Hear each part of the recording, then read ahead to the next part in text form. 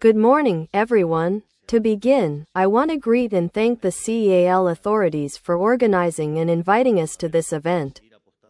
And also all the business leaders present here for having invested and continuing to invest in investment and trade, both here and in the rest of the countries in the region.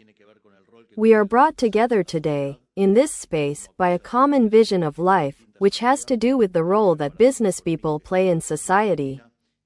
And, as the title of this 35th Assembly suggests, the economic paradigm shift that Argentina is undergoing and that we hope will spread to the rest of the region and the world.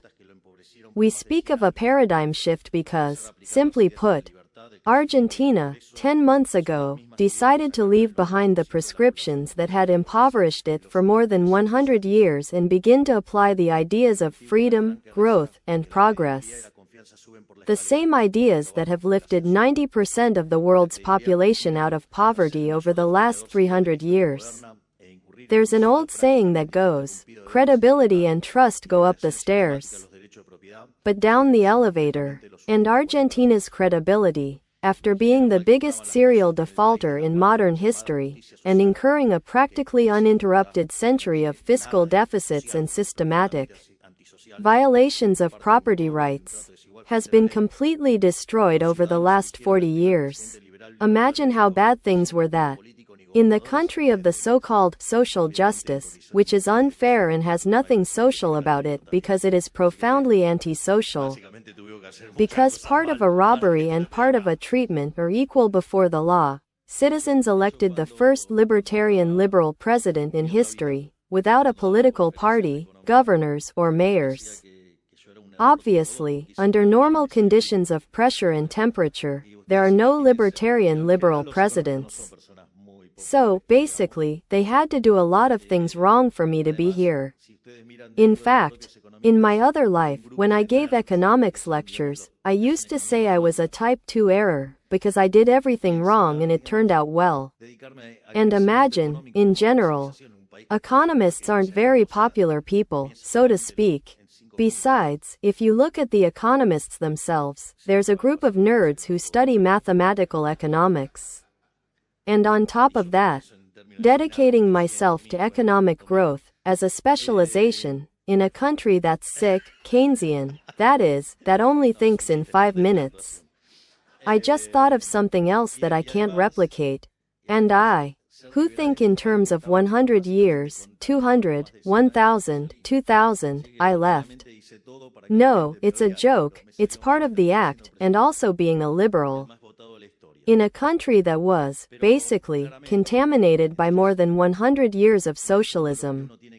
So, I really did everything to make people hate me, but it backfired, and I ended up being president. The most voted for president in history. But clearly, what one has to understand at its core is that the people said, enough, to the politicians and their little games, and they meant it.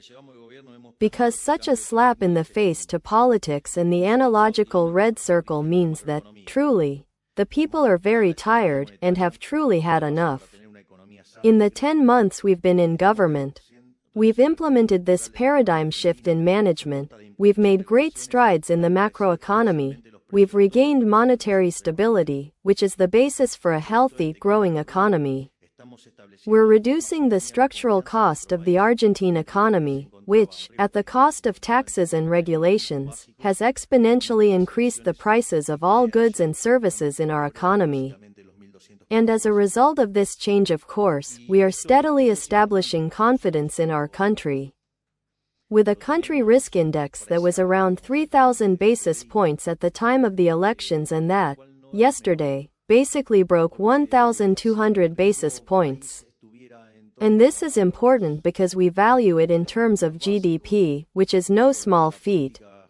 If the country risk were around 3,000 basis points, which would mean returning to the fiscal policy of the degenerate fiscal policies, that would imply a GDP of $400 billion.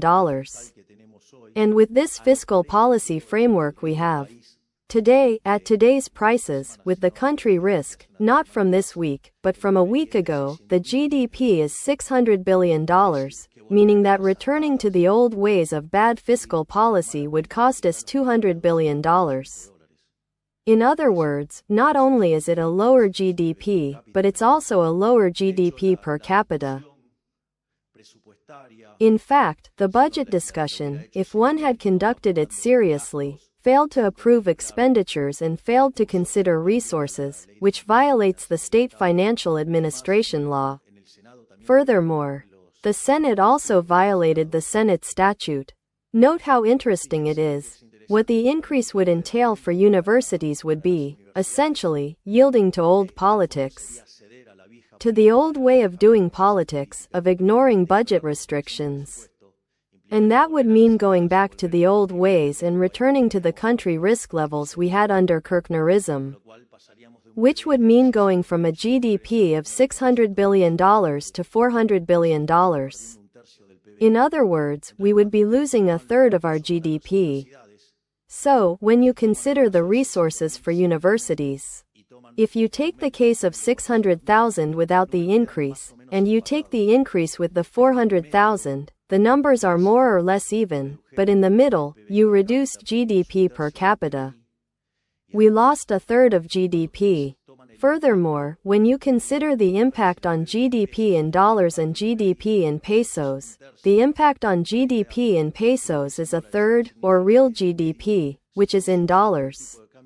This means that, in the middle, there is a jump in the real exchange rate, which not only causes GDP to fall, but also exacerbates the increase in the number of poor and indigent people due to the rise in the real exchange rate. So, what are we talking about? And that is, if the claim were genuine, if in the middle we consider it a mere euphemism to defend the schemes of 3 or 4 criminals, who exploit a noble cause and prostitute it to make money, at the expense of stealing from students and teachers, and from what has to do with the buildings and so on, it seems to me there's not much more to discuss. And we have come to do things that are right, regardless of what public opinion says or the fear many have of telling the truth. We have come to put an end to these schemes. And, basically, if they were clean, what's the problem with auditing them? They haven't done an audit for almost 10 years, and all we're asking for is an audit. But it seems like that's putting public education at risk. No, quite the opposite, it's valuing public education. That is, if they were clean. The principle of disclosure would say that, clearly, they could show the numbers, but they don't want to do it, and there must be a reason for that. But what I want to be clear is that going back to the old ways isn't free. It means, at least, losing a third of GDP, or, if I wanted to put it in terms of an achievement. This reduction in country risk allows us to go from a GDP of $400 billion to $600 billion, just due to the effect it has on asset values, the reduction in country risk. And what it allows, in terms of macroeconomic coordination, which is 50% more. Look at that little number, EH. There's no management, but, as I was saying, the consequences of all this are beginning to be seen, for example, with an unprecedented credit boom. In November, there weren't even installments in retail stores, and today, there's 30-year mortgages, as if we were Singapore, accompanied by personal and business loans. I mean, if you remember, in November and December, we were discussing hyperinflation. We were seeing how we managed to get through the day. Today, one of the tools for greatest upward social mobility is returning, buying a property, and it can be done over 30 years. So, look at how we've changed the macroeconomic context. I'm not going to go over all the numbers, which I usually provide regularly, but I do want to mention inflation, because when you take the wholesale inflation index for December, which was 54%, that meant that, annualized, it was 17,000. All the monetary conditions were in place for that, if there was validation, and it's an indicator that anticipates retail inflation. Furthermore, the latest wholesale inflation rate was 2.1%, which would be 28% annually. Look at how we've done a titanic task fixing the monetary problem, and therefore, This is what explains why there may be another time horizon for investments in Argentina. At the same time, in terms of investment, the RIGI continues to make announcements across the country with very positive projections for the trade and energy balance going forward.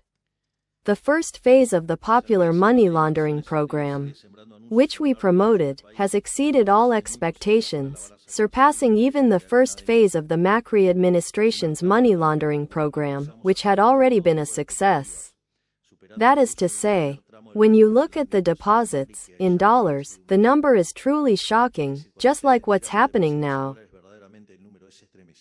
But sometimes it seems, I don't know if it's a lack of historical perspective, ignorance, malice, or all of them at once, that as a result of this, deposits in dollars in the private sector are currently at record levels. Starting a business in Argentina is becoming easier every day. And we all know what happens to wages when more companies compete to attract the same number of workers. In this sense, we continue working, every day, to untie the Gordian knot constructed by the exegetes of the impoverishing model. All of this in pursuit of continuing to climb the ladder, in terms of economic freedom, which will bring us more savings, more investment, more growth, and greater prosperity. I often say, repeatedly, that we are working to be the freest country in the world.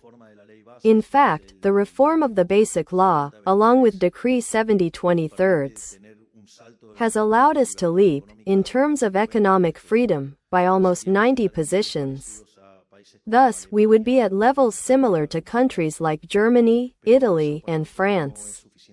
But that's not enough for us, as we still have 3,200 pending reforms, and you can see the enormous task being carried out by our colossal Minister of Deregulation, Federico Sturzenegger.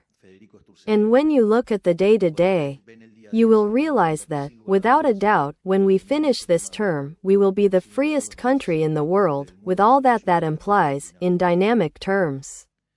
So, basically, I don't want to dwell on a detailed account of our brief tenure, which you've heard on other occasions, but I do want to emphasize where this ship is leading, which is none other than being the freest country in the world. Many times, when I use this expression, I am called crazy and other things. I also said this in an interview. What is the difference between a genius and a madman? Success. When I say I'd like to achieve similar levels of quality of life to Australia's, everyone cries out in horror, as if it were an impossible feat. I'll tell you something about Australia, a country I also admire and hold in great esteem. But Australia was a nation founded by convicts, in other words. They went from being England's discarded goods to becoming global leaders. And Argentina once had the highest GDP per capita in the world in 1895, according to Angus Madison's series. If the Australians could do it, why couldn't we? If we already did it 100 years ago, why couldn't we do it again? Let's consider that when Argentina was born, as Argentina, in 1860, strictly speaking, with the unification of Buenos Aires, Argentina was a country of barbarians, and in 35 years it became the world's leading power. If we could do it, in the 19th century, why can't we do it now? When we also enjoy better technological conditions globally, we must take heart, we must rise above mediocrity. In other words, a powerful Argentina with living standards similar to Australia, New Zealand, Italy, Spain, the United States, in other words, whoever you like, Ireland, is not only not crazy, but it is manifest destiny if we maintain this path. Have no doubt, this is our destiny. If we manage to respect some basic economic precepts, such as fiscal balance and monetary stability, and also if we manage to bring down that many-headed kraken, the Argentine cost. A country where inflation will be just a bad memory, and believe me, I'm going to achieve it. Where Argentines will have recovered the ability to make economic calculations and each person will be able to plan, save, invest, and be the master of their own destiny. A country where it is the producer, not the state, who chooses which inputs to use, who to hire, who to sell to, and at what price. A country where cutting-edge technology can be imported to improve competitiveness without paying 2 or 3 times its value because of confiscatory tariffs. A country where everyone can enjoy the fruits of their labor without fear of being robbed or even killed for something as basic as a cell phone. A country where you can buy televisions in cash and a house in installments, not the other way around, as was the case here until very recently. A country where you don't have to cross the border to get a pair of good quality sneakers at a good price. A country with minimal taxes, rewarded with quality services, not with greedy municipalities, provinces, and a national government charging the same tax 3 times to provide miserable services each time. A country where there's no talk of windfall profits to charge you more taxes when you've had a good year, because if the moral goal of every business is to make money, how can a profit be windfall? I want to make a point here because I find it interesting. There's nothing more aberrant than talking about this concept of charging more for extraordinary profits and so on. Suppose you have a 2-sector economy, I'll make it simple. And, for some reason, either because people's preferences changed or because there was a problem that caused a negative shock to the supply of one of the goods, you have a change in relative prices. I don't know, suppose, I don't know, an earthquake comes and a part of the economy is lost. Obviously, the goods that were tied to that sector are going to contract supply. And that's going to cause the price to be higher. That is, that relative price, in that sector, is going to be higher. The same thing happened when the mask problem arose, that is. Now that higher relative price, that extraordinary profit, is actually a signal that's telling you where to allocate capital, where to move capital, how to reallocate capital. Therefore, if you punish that extraordinary result, what you're doing is making it difficult and putting spokes in the wheels of solving the problem. That is, you need that price signal to flow so that resources are reallocated and thus solve the problem. This is the same discussion as the real exchange rate, which is already a nuisance, luckily. The eco-mongers have calmed down quite a bit. Let's see, if I have fiscal balance, a constant money supply, and no economic policy elements that are generating an artificial problem. Now I have a sector problem, and I'll illustrate this with an example. Let's suppose I have an economy of tradables and non-tradables, and for some reason, I don't know, an earthquake comes and destroys half of the non-tradable sector. That would cause the price of non-tradables. What has to happen? It has to go up. So what? In the logic of the econochantists, they would be telling me that the real exchange rate is appreciated because the price of non-tradables would be rising sharply. So how would the econochantists want to fix it? Devalue, devalue, devalue. The exchange rate is lagging, devalue, devalue.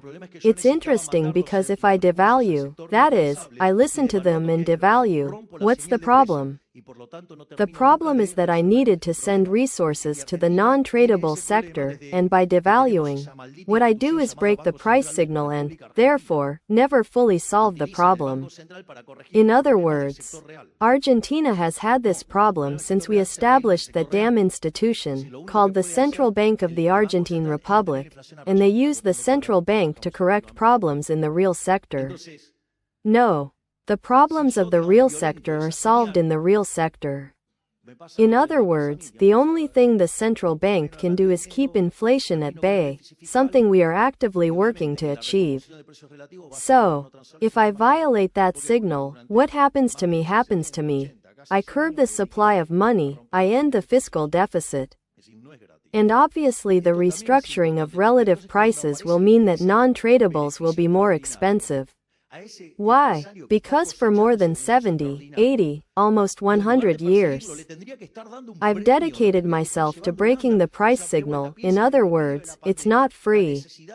This is also important because, then, when that extraordinary profit appears, the businessman who is reaping that extraordinary profit, instead of chasing it, would have to be giving him a reward, he would have to be carrying it along.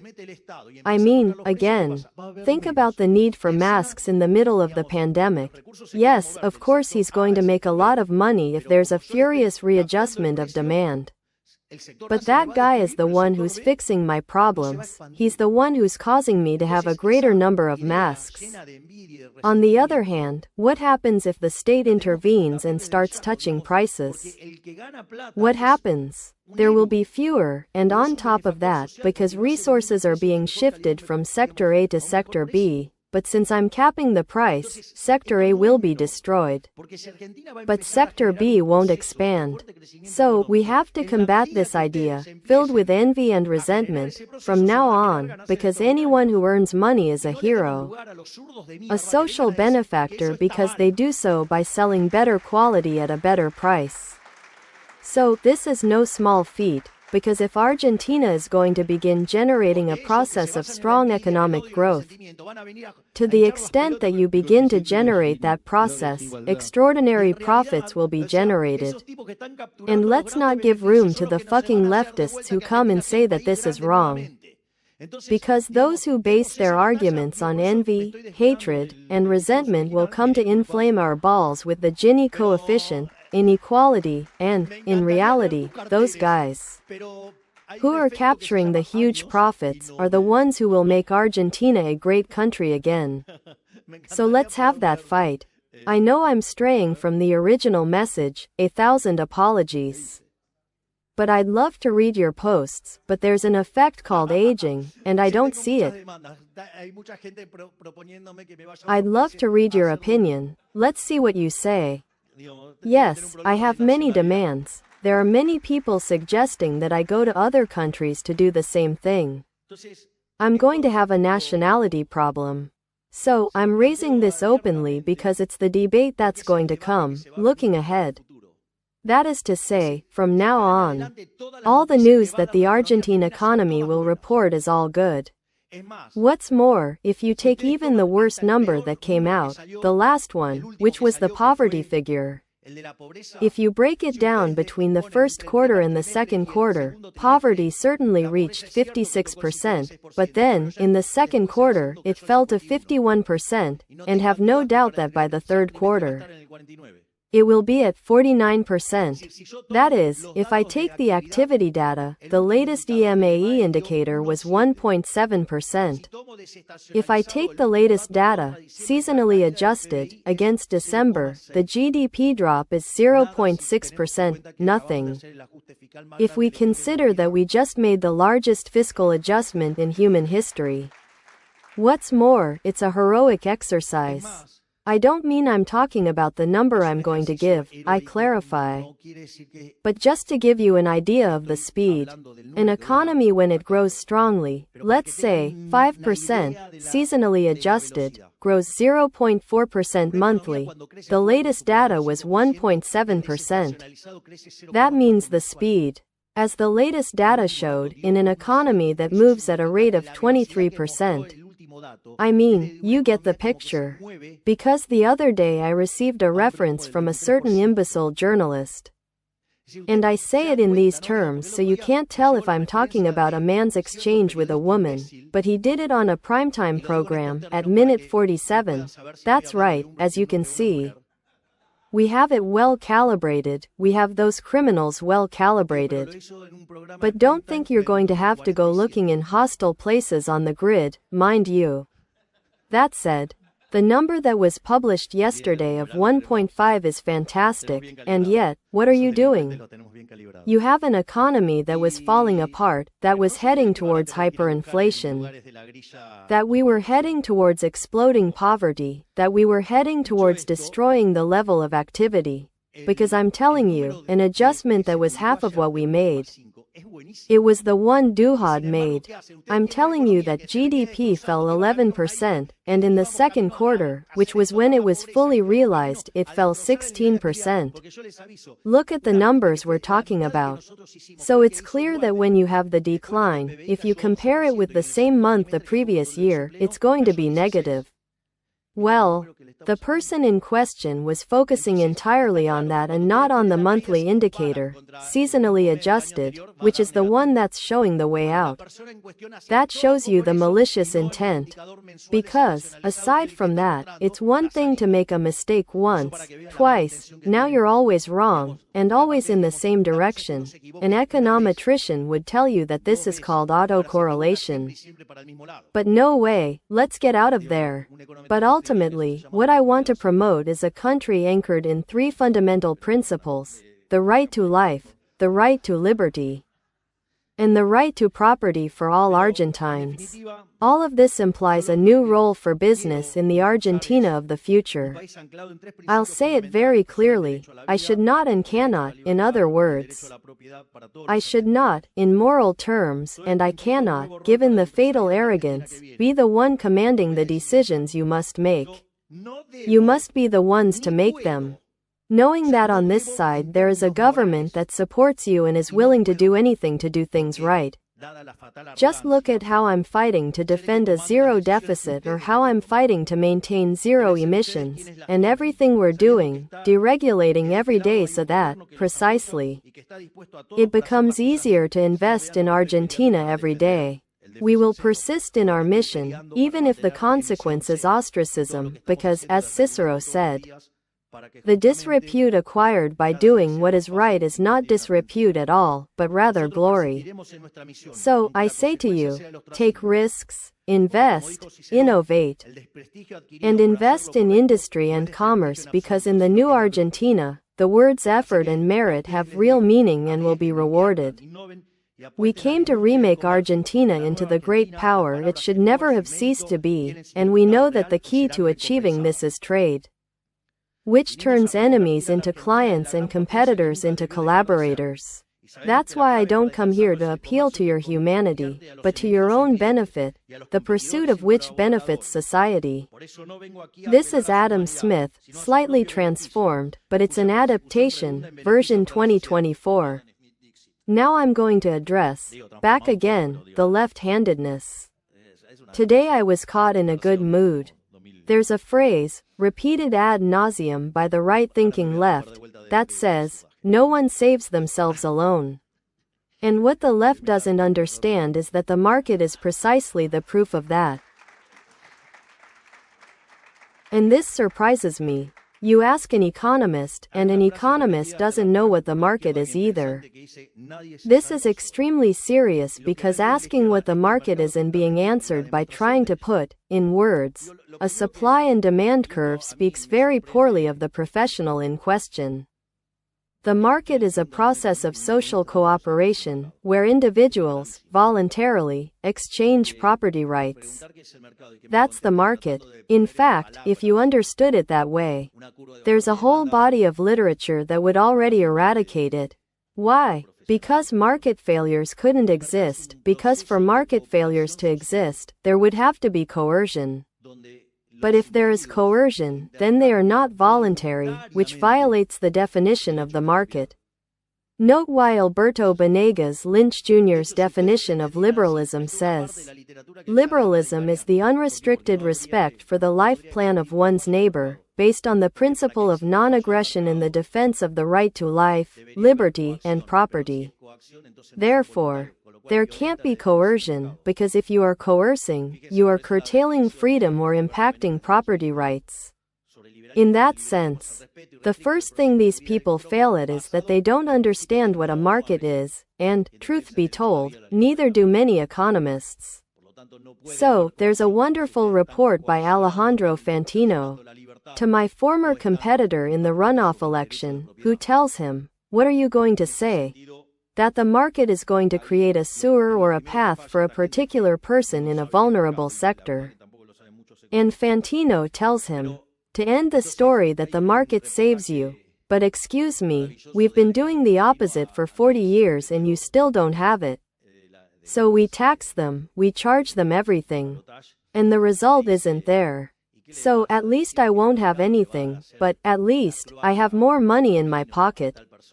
Aside from the fact that I can coordinate with other people and do it. So, in a free market, in order to save ourselves, we must be useful to a third party, providing better quality goods or services at a better price. This triggers a virtuous cycle in which everyone mutually benefits. Back to the idea of the invisible hand. I mean, today I'm with Dad, I'm intense. I mean, yesterday I took out the Scottish flag and took it for a walk. It must be because I started listening to Rod Stewart, another Scot. In turn, it is the multiplication of wealth that allows us to carry out the greatest works of charity and philanthropy known to mankind. It is not by receiving benefits, but by providing services that we make the whole grow. Therefore, it is in honor of the great fathers of this nation that we want to put Argentina back on the path of sustained growth. Because, as Pericles said, those who with deeds demonstrate their worth, with deeds should receive their tribute. We didn't come to boast by inaugurating small squares, cultural centers, or dilapidated roads bearing the names of Alberti, Roca, or Sarmiento. We came to uphold the legacy that 100 years of infamy had left behind and thus restore Argentina to the leading role in world history, as it should always have been. Thank you all so much. May God bless the Argentines, may the forces of heaven be with us. Long live freedom, damn it.